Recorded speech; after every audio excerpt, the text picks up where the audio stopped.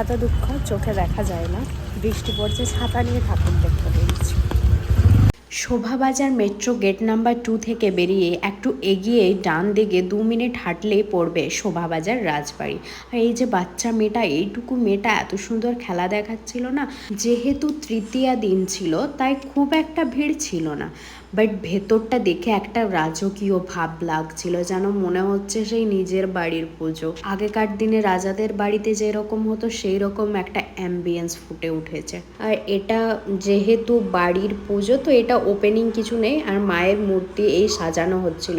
সেখান থেকে বেরিয়ে একটু এগিয়ে চলে গেলাম জগৎ মুখার্জি পার্ক। এটা আমি বেশ কয়েকবার ভিডিওতে দেখছিলাম, ভিডিওতে দেখে খুব ভালো লাগলো, বাট ভাবতে পারিনি যে তৃতীয়ার দিনে এতটা লাইন পড়বে, এতটা মানে এতটা। ভাই আমি তো ভুলেই গিয়েছিলাম আমি কলকাতায় থাকি, তৃতীয়ার দিন থেকে লাইন। সবাই তো খুব ট্রেন্ড ফলো করছিল এআই, তো এআই এর থিমেই এই প্যান্ডেলটা করা হয়েছে। মানে ফেসবুকে সবাই এআই ট্রেন্ডটাকে ফলো করেছিল, আমি ভাবতে পারিনি প্যান্ডেলও এআই ফলো করে দেবে। লিটারেলি আমি তো ঢুকে এই রোবটগুলো দেখে চমকে গিয়েছিলাম, এগুলো আবার কি হচ্ছে, আবার কথাও বলছিল। থোড়াই নাম ধরে ডাকছিল কি নর্মালি কথা বলছিল, কি কথা একটা বলছিল বেশ ভুলেও গেলাম। বাট প্যান্ডেলটার কাছে ঢুকেই এই যে মাথাগুলো পড়ে আছে, রোবটেরই মাথা ছিল, এই যে ভয়ানক দেখতে লাগছিল, এটা আবার চমকে চমকে উঠছিল। এত কিছুর পরেও মায়ের মুখটা দেখে একটা আলাদাই শান্তি চলে এলো।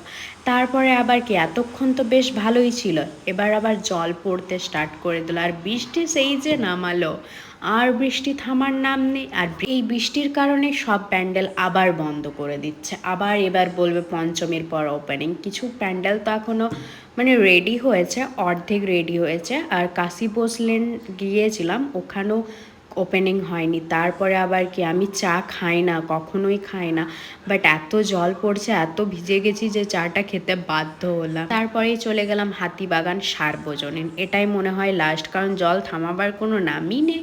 ঘাটেই মায়ের বোধন, আবার ঘাটেই মায়ের বিসর্জন। এই প্যান্ডেলের থিম ছিল অথ ঘাট কথা। বেনারসের ঘাটের কথা তো আমরা সবাই জানি, কিন্তু আমাদের শহরের ঘাটের কথা এই প্যান্ডেলেই দেওয়া আছে। আমি বলবো তোমরা শোভাবাজার যাও বা শ্যামবাজার, মাস্ট এই প্যান্ডেলটা একবার ভিজিট করে দেখো।